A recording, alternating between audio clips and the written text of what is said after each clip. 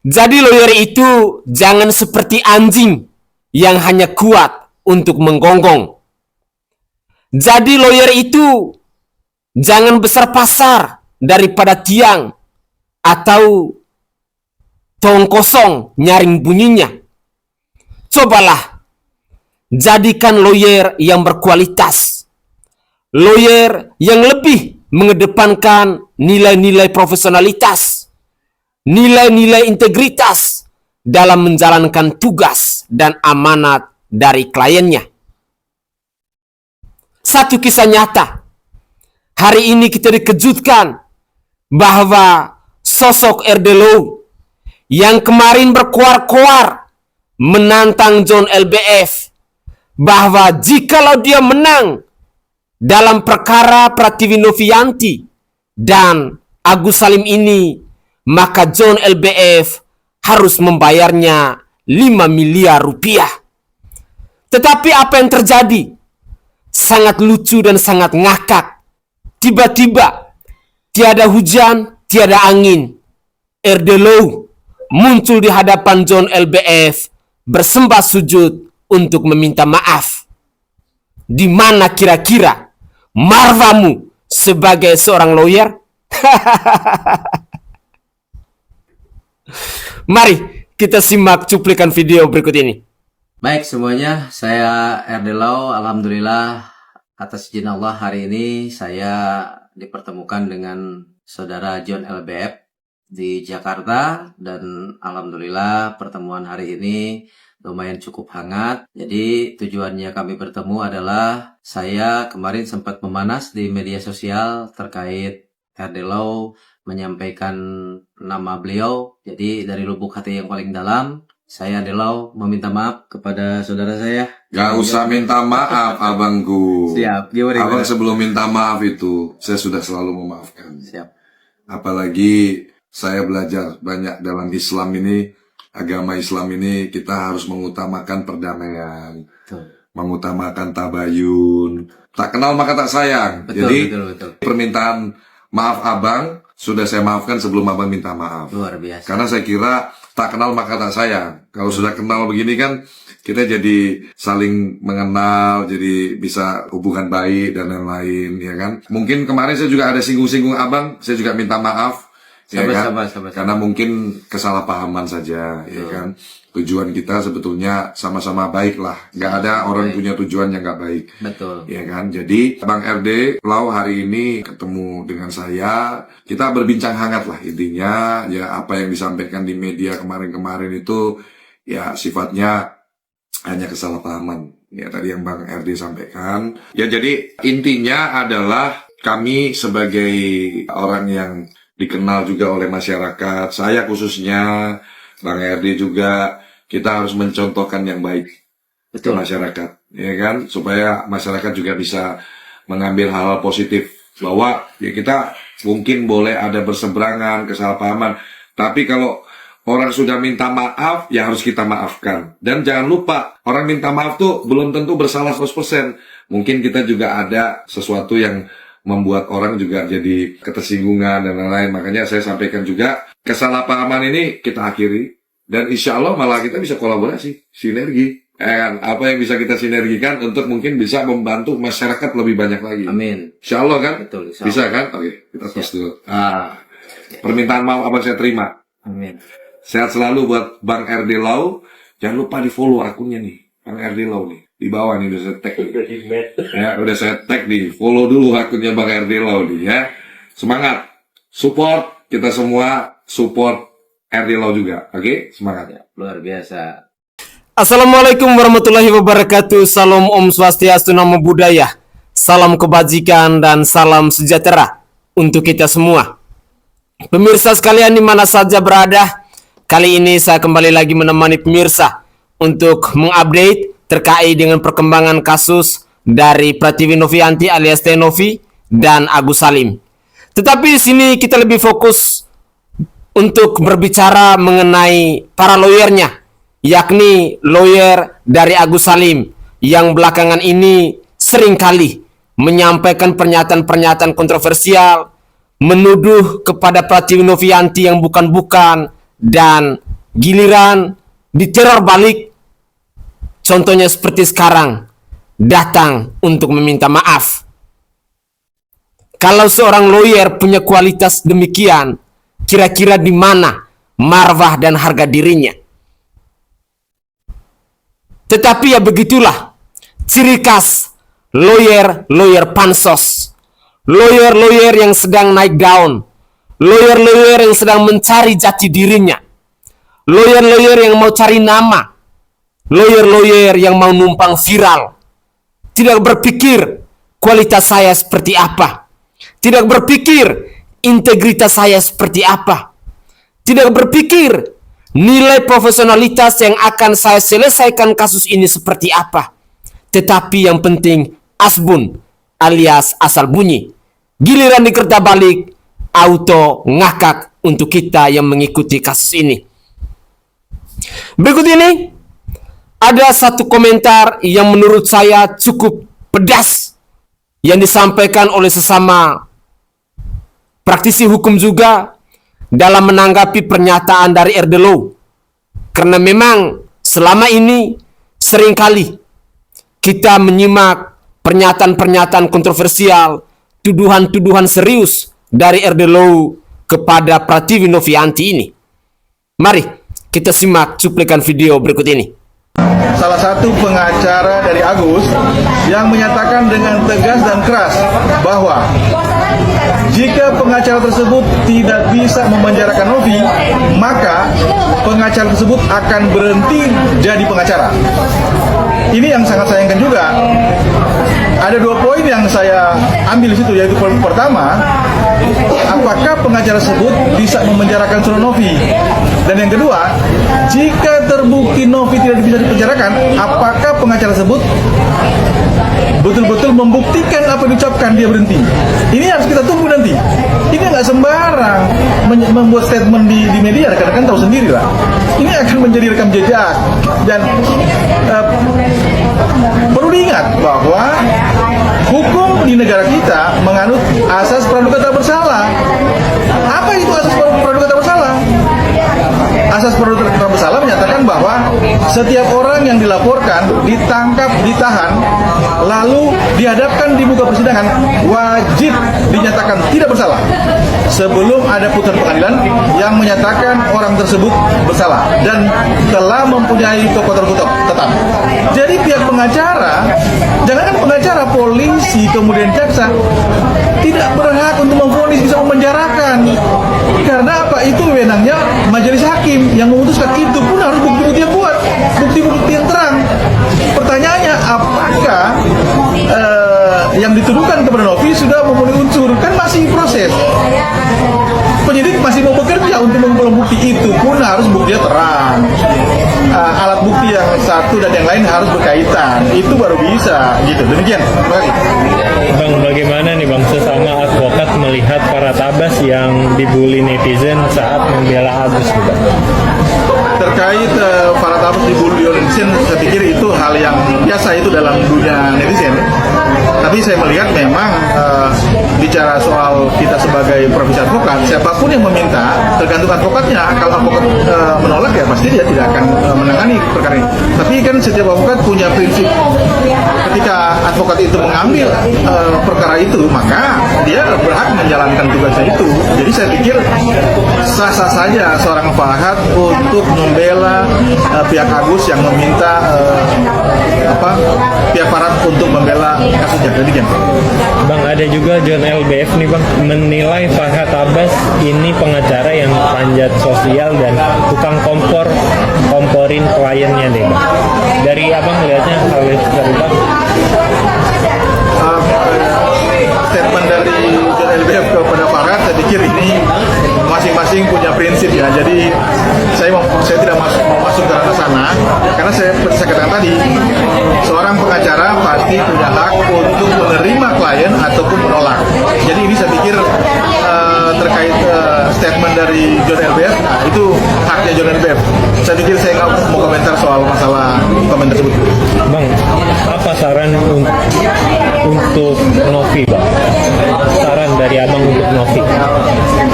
bagi saya, saran saya untuk Novi dan juga bahkan pihak Agus, ini kan bisa duduk bersama, kemudian menyampaikan apa adanya, terutama pihak Agus, sampaikanlah ke pihak Novi, gentleman lah, nggak usah tangki sana tangki sini, menghindar sana menghindar sini, sudah apa adanya aja.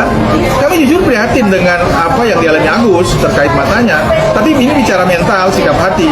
Cobalah bicara apa adanya, kalian udah terlanjur ada kekhilafan, sampaikan apa adanya. Duduk bersama dengan Novi, begitupun Novi.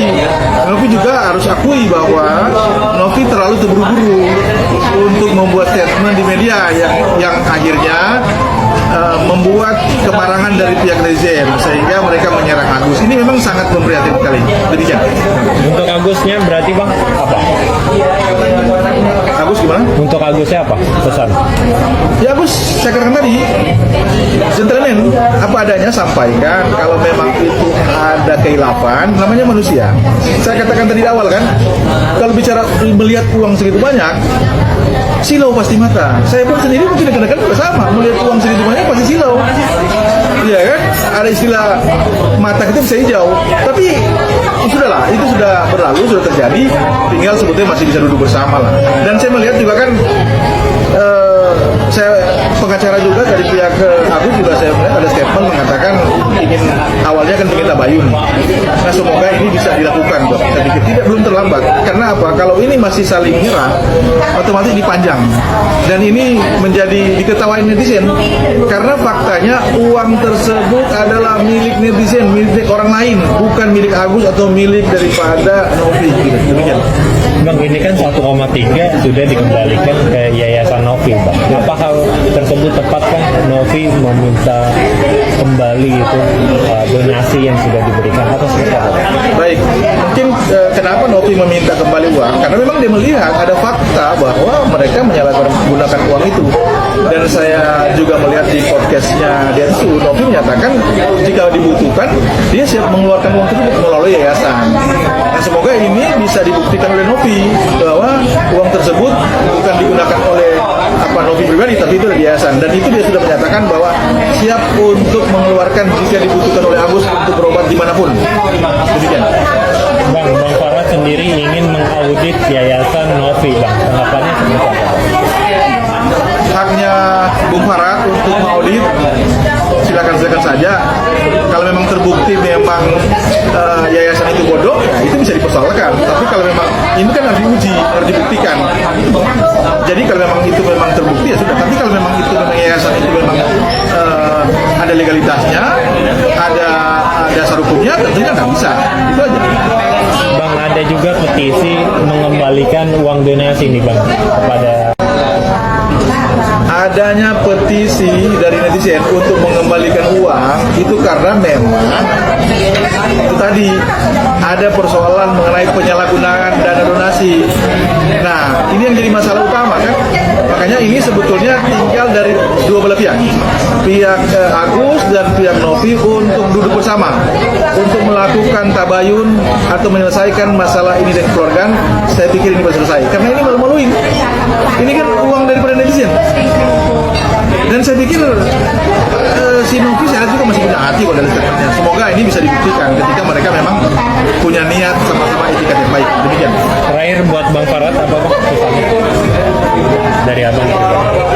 Terkait Bung Farad, komen saya sih memang sekali lagi saya sampaikan tadi bahwa itu memang hak daripada Bung Farad. Itu adalah pilihan dan prinsip-prinsip setiap orang pengacara kan punya prinsip masing-masing. Kami tidak bisa intervensi.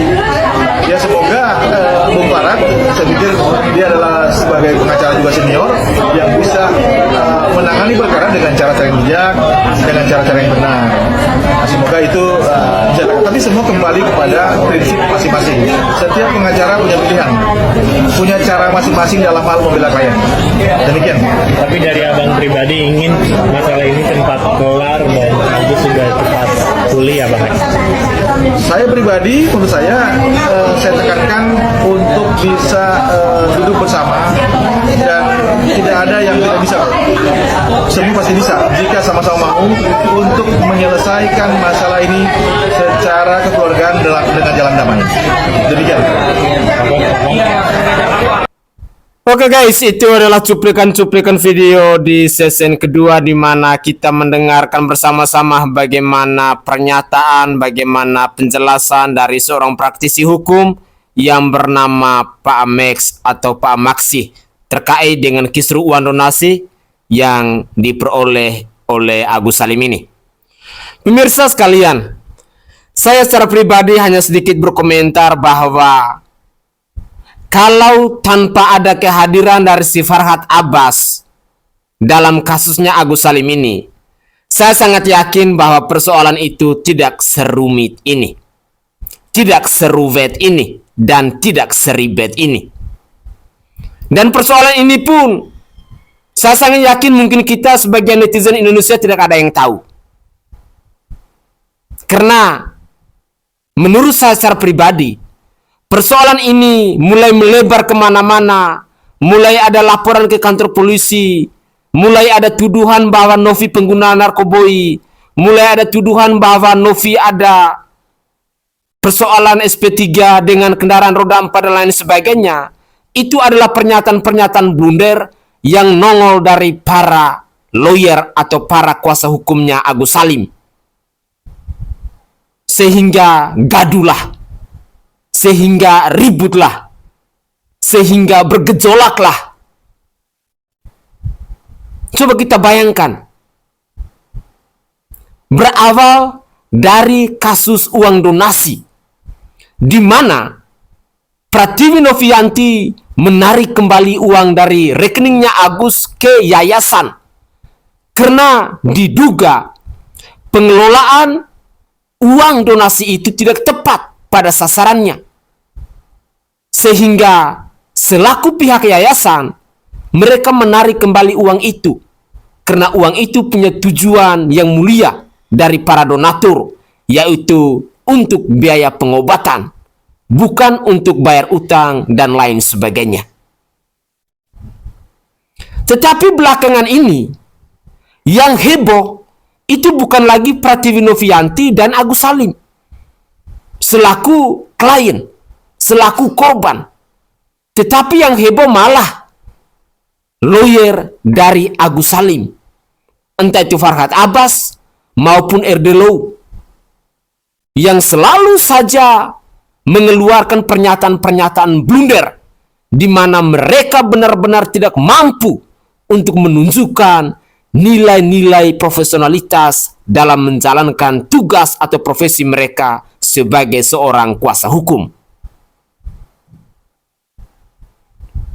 Banyak juga yang berkomentar bahwa sesungguhnya sebagai seorang lawyer yang profesional, kita tidak boleh berbicara di luar dari wewenang atau kuasa atau surat kuasa yang ditunjuk oleh klien kita. Karena kita semua pasti tahu bahwa kuasa yang diberikan oleh Agus Salim sekeluarga itu adalah persoalan tentang uang donasi. Tidak ada merembet sampai ke bisnis narkoboy. Tidak ada merembet bahwa seorang Pratiwi Novianti harus tes urin, harus tes rambut, yayasannya harus diaudit. Tidak ada merembet sampai di sana. Tetapi begitulah resiko kalau lawyernya tidak bijak, kalau kuasa hukumnya tidak berintegritas dan tidak berkualitas, sehingga nilai-nilai kredibilitas dalam menjalankan profesinya pun benar-benar tidak diperhatikan. Semoga saja penjelasan dari Bung Max ini bisa menggugah hati dari keluarganya Agus Salim dan Agus Salim itu sendiri,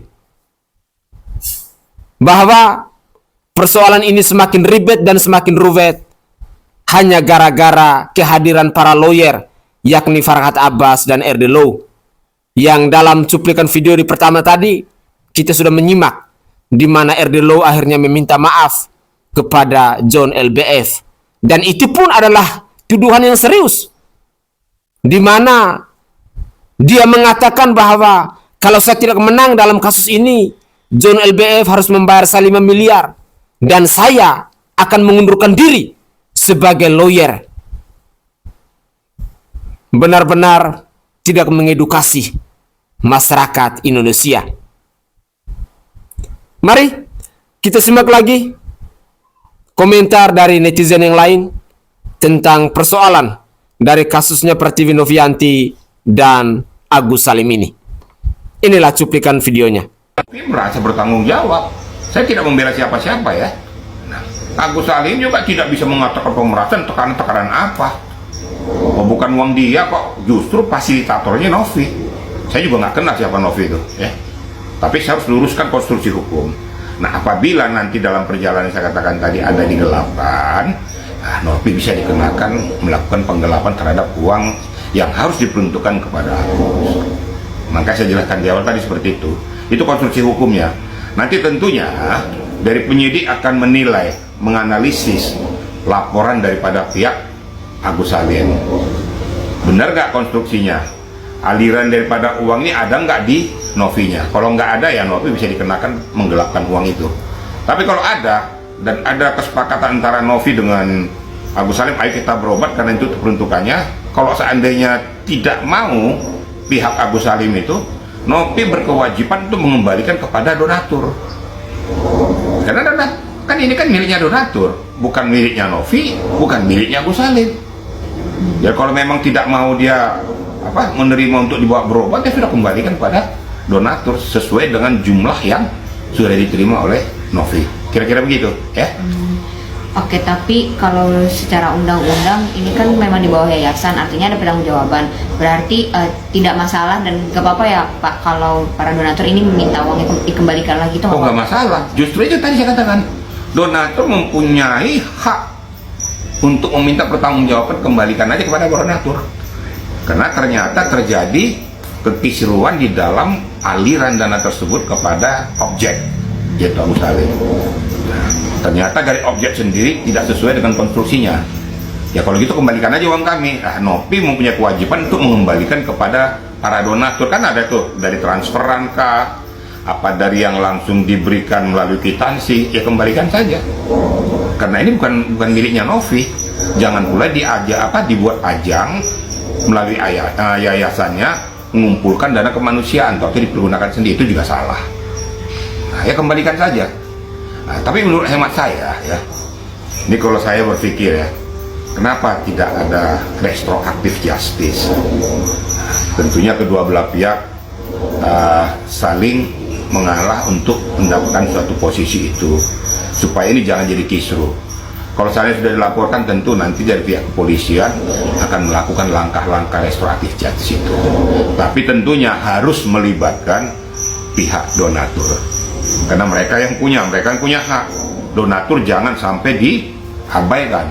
Sampai ke pengadilan sekalipun, kalau saya bermuara ke pengadilan, donatur wajib diminta keterangannya tentang konstruksi uang yang ada.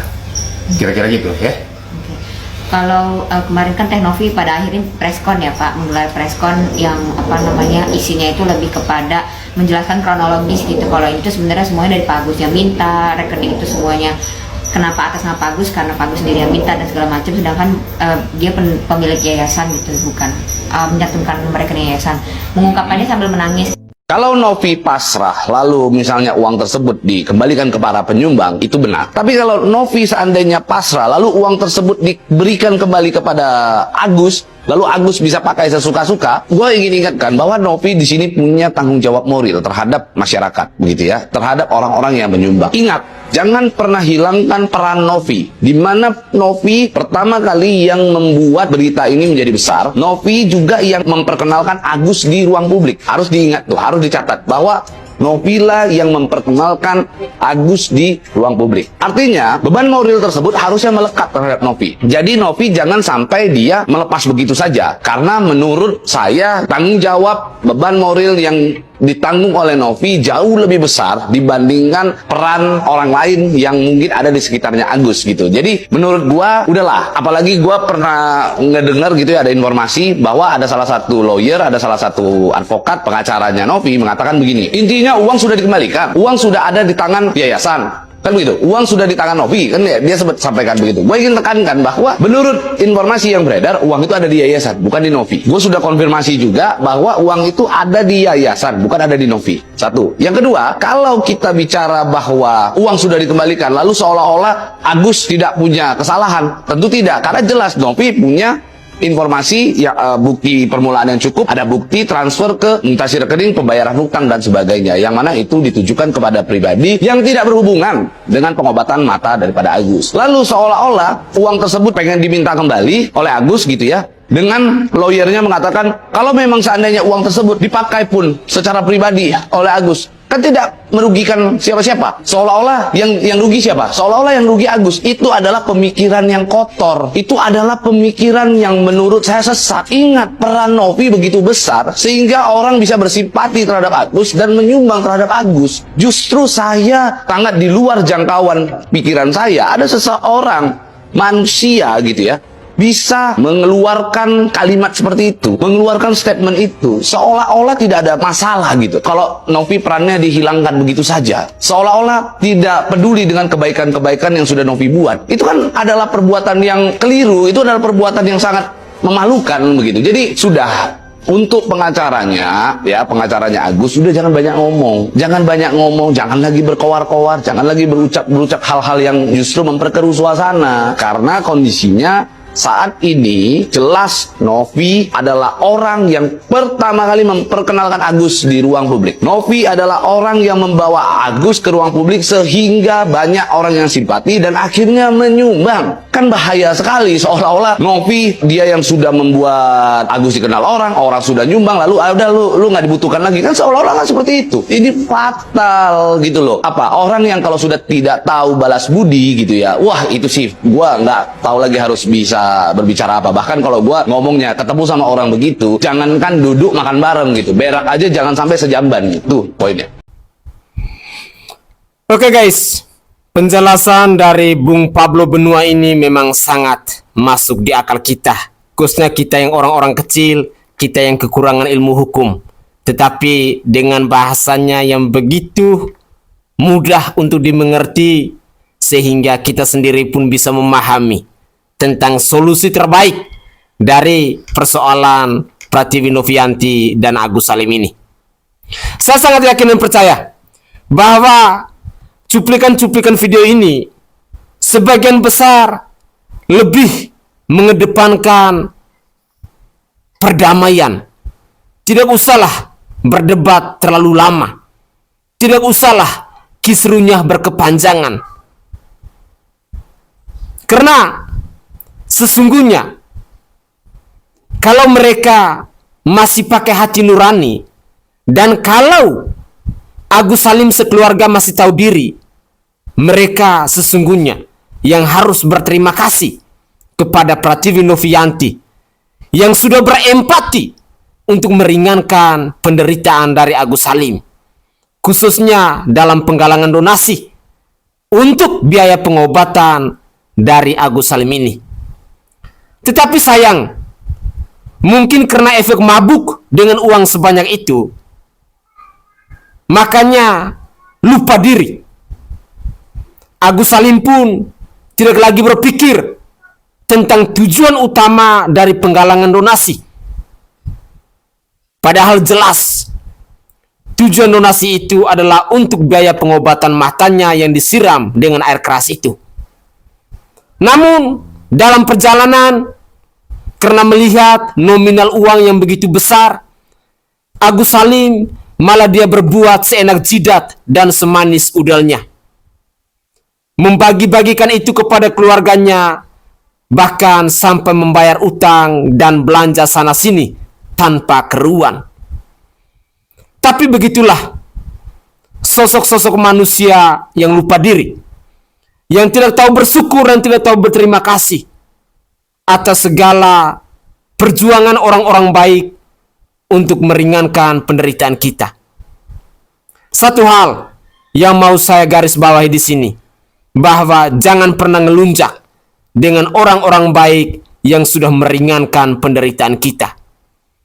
Karena sekali kita ngelunjak, percaya atau tidak percaya, rezekimu pasti tidak akan datang lagi. Karena orang baik sesungguhnya adalah orang-orang yang diutuskan oleh Tuhan untuk menolong penderitaan kita, untuk meringankan beban kita. Dan apalagi seperti Agus Salim yang matanya sudah buta itu. Mari tanamkanlah dalam diri kita sifat untuk tahu berterima kasih dan tahu bersyukur kepada orang yang sudah berjuang untuk menolong kita. Begitulah kira-kira.